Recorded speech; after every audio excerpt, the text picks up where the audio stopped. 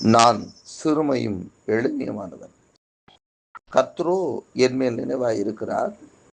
தேவரீர் என் துணையும் என்னை விடுவிக்கிறவருமாய் இருக்கிறீர். என் தேவனே தாமதியாதேயும். கர்த்தருக்கு மகிமையுண்டாகட்டும். இந்த சங்கீத பகுதியினுடைய 2வது பகுதியில இவனமாய் சொல்கிறார், தேவரீர் என் துணையும் என்னை விடுவிக்கிறவருமாய் இருக்கிறீர். ஆண்டவர் என் துணை, அவர் என்னை விடுவிக்கிறவர். நீதான் எனக்கு துணையானவர், நீதான் என்னை விடுவிக்கிறவருமாய் இருக்கிறீர் என்று சொல்லி அந்த வசனத்தின் முன்பகுதி சொல்லுகிறார், நான் சிறுமையும் எளிமையுமானவன். நான் சிறுமையும் எளிமையுமானவன் என்று சொல்லி யார் எழுதின இந்த சங்கீதம்? 40 மேல நீங்க பாத்தீங்கன்னா பிராக்கெட்ல போட்டிருக்கோம், ராகத்தலைவனுக்கு ஒப்புவிக்கப்பட்ட தாவீதின் சங்கீதம். ஆண்டவருடைய சமூகத்துல காத்திருக்கிற நேரத்துல இப்படி ஒரு சங்கீதத்தை அவர் எழுதுகிறார்.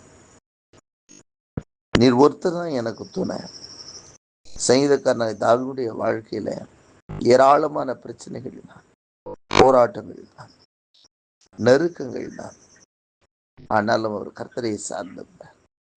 ஆகவேதான் எனக்கு வருகிற போரின் பொழுதும், பிரச்சனைகளின் பொழுதும், போராட்டங்களின் நேரத்திலும் அவர் சொல்றார், நீதான் எனக்கு துணை, நீதான் எனக்கு துணை, நீதான் என்னை விடுவிக்கிறவர் என்று சொல்லி அவர் அவ்வளவு பெரிய ராஜாவா இருந்தாலும் அவர் ஆண்டவரை சார்ந்து கொண்டிருக்கிறதை நாம் பார்க்க முடிகிறது.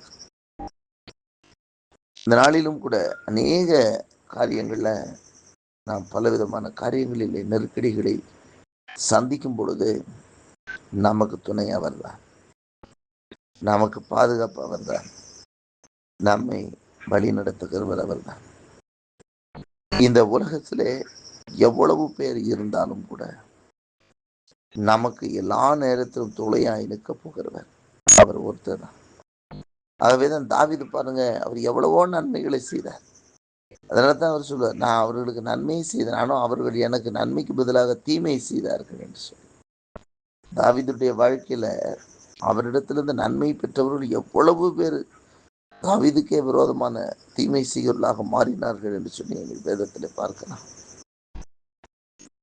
ஆனாலும் அவருடைய வாழ்க்கையில் அதான் சொல்றாரு, என் பிரச்சனைகள், போராட்டங்கள், நெருக்கங்கள் என்று வரும்போது நீர்தான் எனக்கு துணை.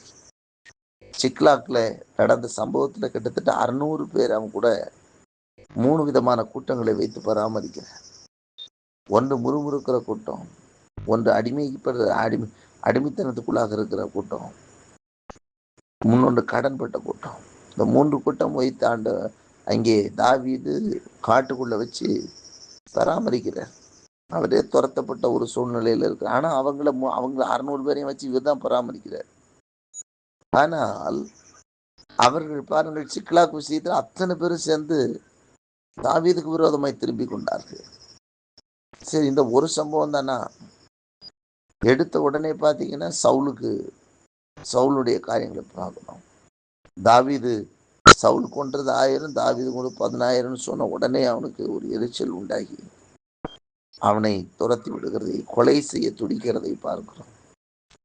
அதே போல ஒரு பட்டணத்தை காக்கும்படியாக அவர் தைரியமா போய் காட்டுக்குள்ள இருந்து போய் அவங்கள காப்பாற்றி விட, அந்த பட்டணத்தார் சவுல் இடத்துல காட்டி கொடுப்பதற்கு ரொம்ப தீவிரமா இருக்கிறாங்க.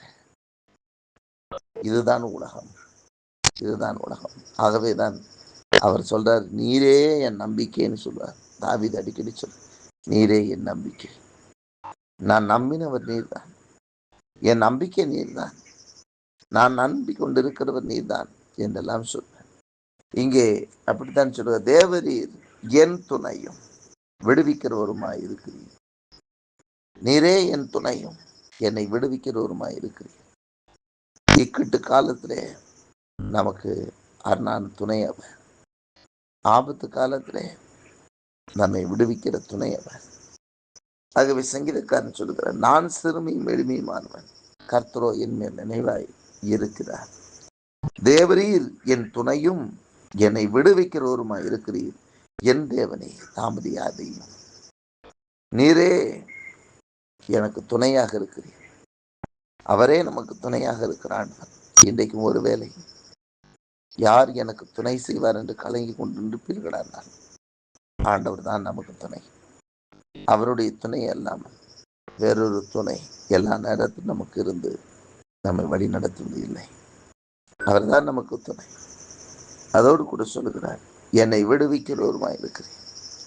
என்னுடைய நெருக்கத்தின் மத்தியில, என்னுடைய பாடுகளுக்கு மத்தியில, போராட்டங்களுக்கு மத்தியில என்னை விடுவிக்கிறவர் நீர்தான் ஆண்டவர், நீர்தான் என்னை விடுவிக்கிறேன் என்று சொல்லி சங்கீதக்காரன் சொல்லுகிறார்.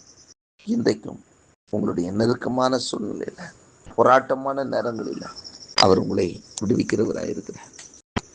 கர்த்தருக்குமே உண்டான். பொதுவாகவே மனிதர்களுடைய மனநிலை, அவர்கள் சைடில் அவங்க மாட்டிக்க கூடாது. யார் எப்படி போனாலும் நமக்கு பிரச்சனை கிடையாது.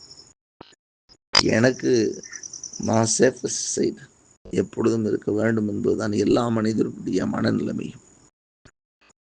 ஆனால் எல்லா சூழ்நிலைகளிலும் நம்மோடு கூட இருக்கிறவர் ஆண்டவர் மாத்திரமே. நீங்கள் பார்ப்பீர்களானாலும் சங்கீதக்காரர் தாவீதுடைய வாழ்க்கையில அதையெல்லாம் ஆராய்ந்து அறிந்ததுனாலே தான் அவர் அப்படி சொல்றார். இன்றைக்கும் ஒருவேளை நீங்கள் அநேக நன்மைகளை செய்தும் உங்களுக்கு ஒருவரும் உதவி செய்யாத சூழ்நிலைகள் நிற்பீர்களானால் இன்றைக்கு கர்த்தர் தான் உங்களுக்கு துணை. அவர் தான் உங்களுக்கு துணை. அவர் தான் உங்களுக்கு பாதுகாப்பு. நீங்கள் யாருக்கு உதவிகளை செய்திருந்தோம், யாருக்கு நன்மைகளை செய்திருந்தோம், அவருடைய விரோதமா கூட வரலாம். ஆனாலும் கர்த்தர் உங்களுக்கு துணையா இருக்கிறார். கர்த்தரே உங்களுக்கு துணையா இருக்கிறார். அவரே உங்களுக்கு ஆதரவா இருக்கிறார். அவருடைய ஆதரவு உங்களை எப்பொழுதும் வழி நடத்தும். ஆண்டவருடைய வார்த்தையின்படி நீரே என் துணையும் என்னை விடுவிக்கிறவருமாய் இருக்கிறேன். அவர் உங்களை விடுவிப்பார். இப்பொழுது இருக்கிற சூழ்நிலையிலிருந்து உங்களை விடுவிப்பார். அவர் விடுவிக்கிறவர், தப்புவிக்கிறவருமாய் தேவன். இன்றைக்கும் அவர் உங்களை விடுவித்து ஆஸ்வதிப்பார்.